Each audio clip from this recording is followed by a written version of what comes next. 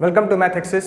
तो आज का जो वीडियो है आप सभी आईसीएसई क्लास 10th के स्टूडेंट्स के लिए बहुत ज़्यादा इंपॉर्टेंट है, क्योंकि इस वीडियो में हम लोग डिस्कस करने वाले हैं कि आखिर हम अपने टाइम को कैसे मैनेज करें ताकि हम लोग आईसीएसई क्लास 10th में मोर देन 95% मार्क्स स्कोर कर पाएँ।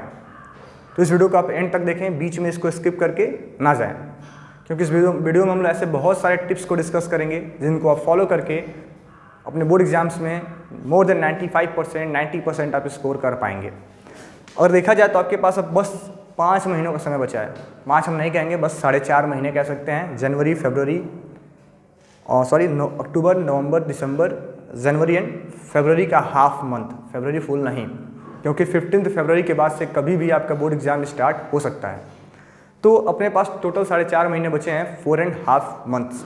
हमें इन मंथ्स को ऐसे डिवाइड करना है, ऐसे शेड्यूल करना है ताकि हम अपने बोर्ड एग्जाम्स में मोर देन 95% मार्क्स स्कोर कर पाएँ। तो मैंने आप सभी कहा कि अपने पास कितने मंथ बचे हैं, 4.5। लेकिन अगर आप इसको एक्चुअल में देखेंगे तो आप कह पाएंगे कि आपके पास सिर्फ और सिर्फ 3 महीने का समय बचा है, ओनली 3 मंथ्स। ठीक है, कितने महीने आपके पास बचे हैं? सिर्फ और सिर्फ 3 महीने बचे हैं, जिनमें आपको अपने होल सिलेबस को पढ़ना है। जो कुछ भी आपका, अगर आपने अभी तक कुछ पढ़ लिया तो अच्छी बात है, नहीं पढ़ा है तो आपको इन 3 महीने के अंदर अपने होल सिलेबस को कंप्लीट करना पड़ेगा, तभी आप अपने बोर्ड एग्जाम्स में मोर देन 95% मार्क्स स्कोर कर पाएंगे।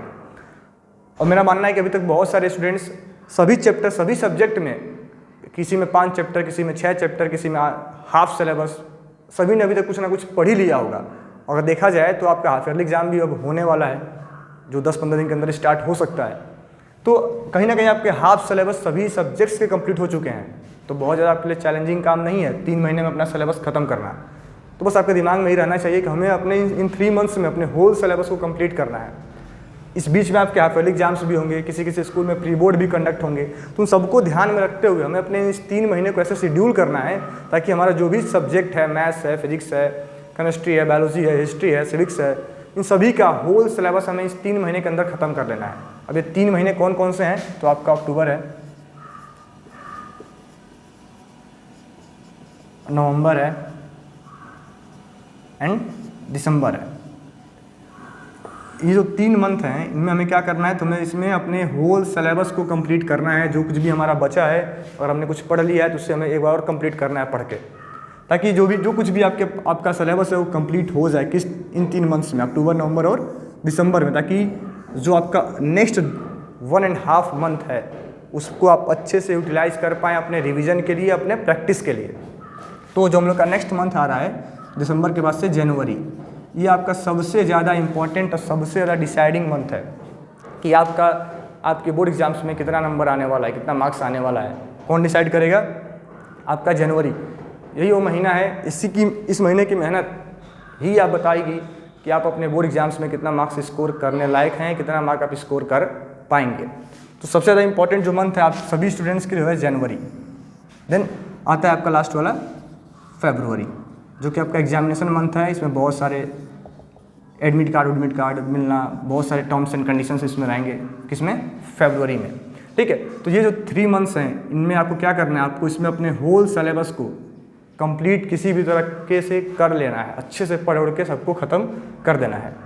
जो आपका जनवरी वाला मंथ होगा, इसको आपको ऐसे डिवाइड करना है कि इसमें आप अपने सभी चैप्टर्स के, सभी सब्जेक्ट के सभी चैप्टर्स का आप एक क्विक रिविज़न कर लें।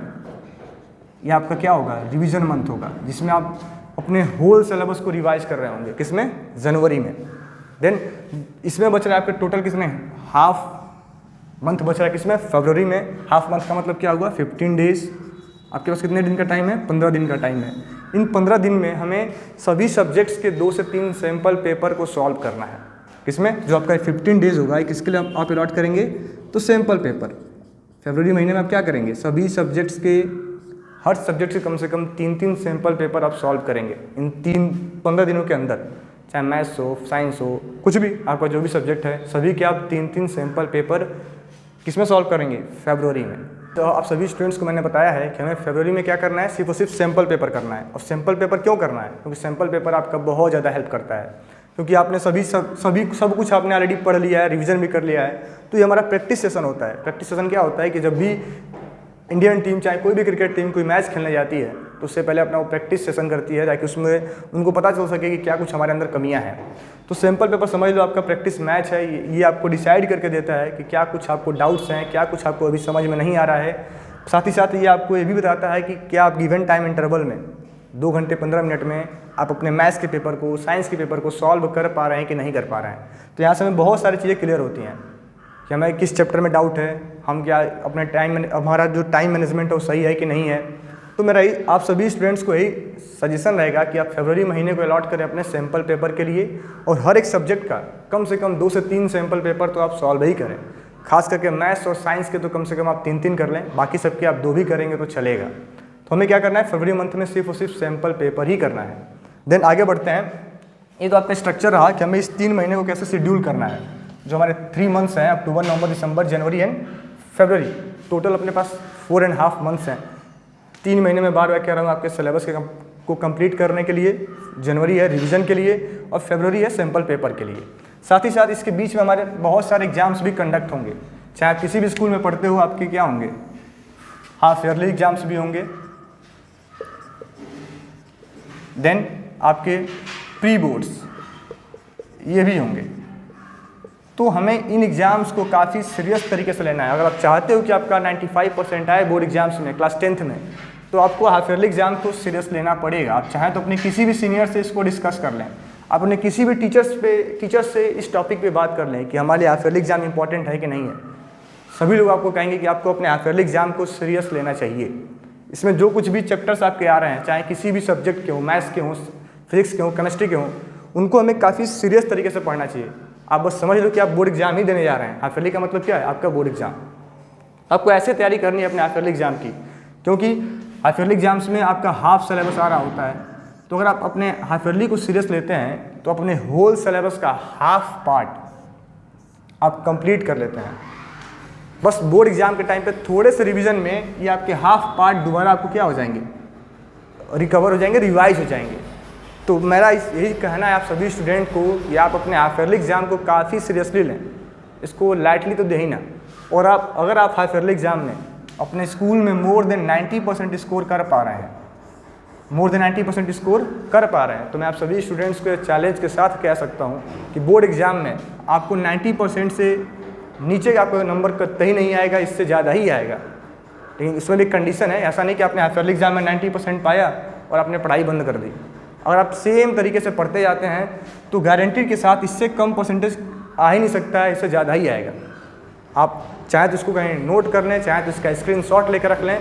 बस यही कंडीशन रहेगा कि अगर आप हाफ ईयरली एग्जाम में 90% मार्क स्कोर कर पा रहे हैं तो अपनी पढ़ाई को नहीं छोड़ना है, सेम वैसे ही हमें पढ़ते रहना है। 100% आपके बोर्ड एग्जाम में इससे कम परसेंटेज आपका नहीं आएगा, इससे ज़्यादा ही आएगा। चाहे आप जो भी 90% पाए हैं तो इससे ज़्यादा आएगा। 80% अगर आप स्कोर कर पा रहे हैं तो इससे ज़्यादा ही पाएंगे। 60% अगर आप स्कोर कर पा रहे हैं और आप मेहनत करते हैं तो 100% इससे ज़्यादा पाएंगे। या समझ लो आपका ये बेंच मार्क है, इससे कम आप जाने वाले नहीं हैं। तो अपने हाफ ईयरली एग्जाम में आप चेक कर लो कि आपका कितना परसेंटेज आ रहा है, और गारंटी के साथ आप उससे ज़्यादा ही बोर्ड एग्जाम में नंबर पाएंगे।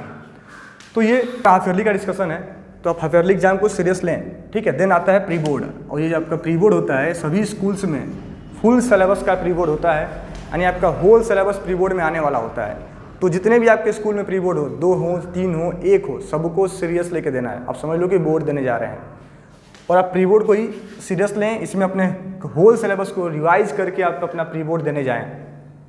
जो लोग यहाँ पे गलतियाँ करते हैं, हाफ ईयरली एग्जाम्स को सीरियस नहीं करते हैं, प्री बोर्ड को सीरियसली नहीं लेते हैं, वो 100% बोर्ड में भी सीरियस नहीं होते हैं, उनका बोर्ड भी खराब ही होता है। तो आप अपने हाफ ईयरली और प्री बोर्ड को सीरियस तरीके से देने जाएँ ताकि आप अपने एग्जाम्स में अच्छा नंबर स्कोर कर पाएँ। तो हमें चाहे प्री बोर्ड हो चाहे अपना हाफ ईयरली एग्जाम हो, इसको सीरियस तरीके से ही देना है, ठीक है। देन आगे हम बात करते हैं कि हमें आखिर अपने सब्जेक्ट्स को कैसे पढ़ना है। चाहे कोई भी सब्जेक्ट हो, मैथ्स हो, फिजिक्स हो, केमिस्ट्री हो, कुछ भी हो, कोई भी आपका सब्जेक्ट हो, जो यहाँ पे प्रोसेस आपके साथ डिस्कस किया जाएगा, आप ये सभी सब्जेक्ट्स में फॉलो कर सकते हैं। तो यहाँ पर हम लोग बेसिकली बात करेंगे मैथ्स के बारे में कि आखिर हम मैथ्स को कैसे पढ़ें ताकि हम कम समय में मैथ्स का एक क्विक रिवीजन भी कर पाएँ, क्योंकि आपके पास बहुत ज़्यादा समय नहीं होता है और सिर्फ 1 महीने है हमारे पास रिवीजन के लिए, जनवरी, ठीक है। और इसी में हमें मैथ्स के टोटल 22 चैप्टर हैं। मैथ्स में कितने चैप्टर है आपके? 22 या फिर 21 चैप्टर्स आपके मैथ्स में हैं जो आपके क्लास 10th के बोर्ड एग्जाम में आने वाले हैं। ऐसे ही सभी सब्जेक्ट्स में चैप्टर दिए गए होंगे। तो हमें कैसे अपने पढ़ाई को इसी समय से डिज़ाइन करना है, कैसे हमें अपने पढ़ाई का स्ट्रक्चर बनाना है, ताकि जब हम अपने बोर्ड एग्जाम के समय पर रिवीजन करने बैठें तो कम समय में हम इन सभी सब्जेक्ट्स के सभी चैप्टर्स का रिवीजन हम लोग कर पाएँ। ठीक है, तो आप इस पॉइंट को काफ़ी अच्छे से देखें ताकि आप समझ पाओ कि हमें किसी भी सब्जेक्ट के किसी भी पर्टिकुलर चैप्टर को कैसे पढ़ना है, ताकि जो हमारा एग्जाम है तो उसको हम काफ़ी जल्दी रिकैप कर पाएँ, काफ़ी जल्दी उसको हम रिवाइज कर पाएँ। तो हम लोग यहाँ पे मैथ्स को लेकर डिस्कस करेंगे कि अगर हम मैथ्स के कोई एक चैप्टर को पढ़ रहे हैं, जैसे हम मान लेते हैं कि हम लोग मैथ्स के किसी एक चैप्टर को पढ़ रहे हैं, उस चैप्टर का नाम है इक्वेशन ऑफ स्ट्रेट लाइन। क्या पढ़ रहे हैं हम लोग? इक्वेशन ऑफ स्ट्रेट लाइन, ये एक चैप्टर है, इसको हम लोग पढ़ रहे हैं। ठीक है, आपका मैथ्स का एक चैप्टर है, चैप्टर नंबर 12 है ML अग्रवाल का, बाकी का हमें पता नहीं। तो ये चैप्टर 12 आपका चैप्टर है इक्वेशन ऑफ स्ट्रेट लाइन, आप इसको पढ़ रहे हैं। तो जब आप इसको पढ़ना शुरू किए होंगे तो जाहिर सी बात है कोई ना कोई टीचर आपको एक्सप्लेन किया होगा, आपके स्कूल के टीचर, आपके ट्यूशन टीचर, आपके ऑनलाइन यूट्यूब चैनल वाले टीचर, कोई ना कोई आपको एक चैप्टर एक्सप्लेन किया होगा, आपको समझाया होगा। तो पहले आपको एक बार डिटेल इसका एक्सप्लेनेशन देखना है, डिटेल एक्सप्लेनेशन इसका एक बार आपको समझ लेना है। देन जब हम अपने एक्सरसाइज की क्वेश्चंस को कर रहे हैं, जो भी हमारे एक्सरसाइज में क्वेश्चंस दिए गए हैं, तो ये क्वेश्चन आपके 3 कैटेगरी में आपको मिलेंगे। आप कोई भी सब्जेक्ट पढ़ रहे हैं तो जो आपके एक्सरसाइज के क्वेश्चंस हैं वो आपको 3 कैटेगरी में मिलते हैं। पहला कैटेगरी क्या होता है कि ऐसे क्वेश्चंस होते हैं जिनको आप अपना एक बार डिटेल वीडियो देखने के बाद से, डिटेल चैप्टर समझने के बाद से देखते ही आप इनको सॉल्व कर जाएंगे। ये पहला फर्स्ट टाइप होता है आपके लिए। तो इसको आप चाहें तो अपने बुक पे इंडिकेट करने के लिए एक छोटा सा सर्कल बना दें कि ये ऐसे क्वेश्चंस हैं जिनको मैं देखते ही सॉल्व कर सकता हूँ, इनमें मुझे कोई डाउट नहीं है। सेकेंड जो क्वेश्चन आता है आपका सेकेंड टाइप वाला, ये फर्स्ट टाइप है, इसको आप चाहें तो इस पर गोला बना के इंडिकेट कर दें कि ऐसा क्वेश्चन है जिसको मुझे पे 100% कमांड है, जो मुझको अच्छे से आता है। देन सेकेंड टाइप का क्वेश्चन आता है, इसमें क्या होता है कि इसमें थोड़ा सा आपको समझना पड़ता है, थोड़ा सा क्वेश्चन आपको कन्फ्यूज़ करता है। उसमें 2-3 मल्टीपल चीज़ें आपसे पूछी गई होती हैं, 2-3 स्टेप लग रहे होते हैं सॉल्व करने में उसको। तो इस टाइप के क्वेश्चन को आप इस पर चाहें तो कि स्टार बना लें, ताकि आप जब अपने रिवीजन करने के टाइम आपका रिवीजन का समय आए तो इसका आप देखेंगे बहुत ज़्यादा आपको बेनिफिट होने वाला है। बस अभी आप समझ लो क्या करना है हमें। पहले वाले पे सर्किल जो हमें अच्छे से आता है, दूसरे वाले पे हमें एक स्टार बनाना है जिसमें हमें थोड़ा सा डाउट है। देन हम लोग का थर्ड टाइप का क्वेश्चन आता है जी, यह एक ऐसा क्वेश्चन है जिसमें भाई कुछ समझ में नहीं आ रहा है, बहुत ज़्यादा कन्फ्यूजन है, इसको आपको आपके टीचर से हेल्प से ही आप सॉल्व कर पा रहे हैं। तो इस टाइप के क्वेश्चन को हम लोग क्या कर रहे हैं, उसको राउंड करके पूरा कंप्लीट सर्किल कर दें। कहने के बाद आपको 3 अलग अलग सिंबल बना लेने हैं जिससे आप समझ पाओ कि कौन सा क्वेश्चन आपका डिफ़िकल्टी लेवल आपके लिए क्या है। ऐसा मैं क्यों कह रहा हूँ आपसे ऐसा करने के लिए, इसका बेनिफिट आपको मिलेगा इस समय, रिवीजन के समय आपको इसका बहुत ज़्यादा बेनिफिट मिलने वाला है। क्यों? क्योंकि जब हम रिवाइज कर रहे होते हैं हमारे पास इतना समय नहीं होता है कि हम सभी क्वेश्चंस को दोबारा एक बार सॉल्व करें, दोबारा उनको लिखें या दोबारा एक बार उनको रिपीट मारें।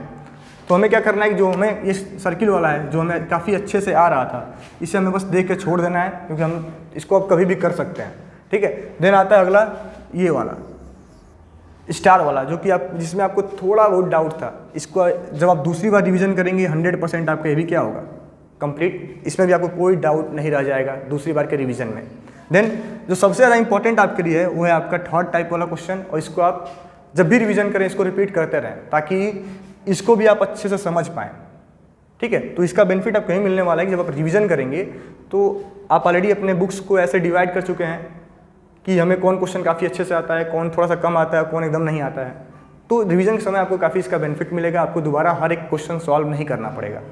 तो ये प्रोसेस है, आप इसको चाहें तो सभी चैप्टर्स में, सभी सब्जेक्ट्स के लिए आप इसको फॉलो कर सकते हैं।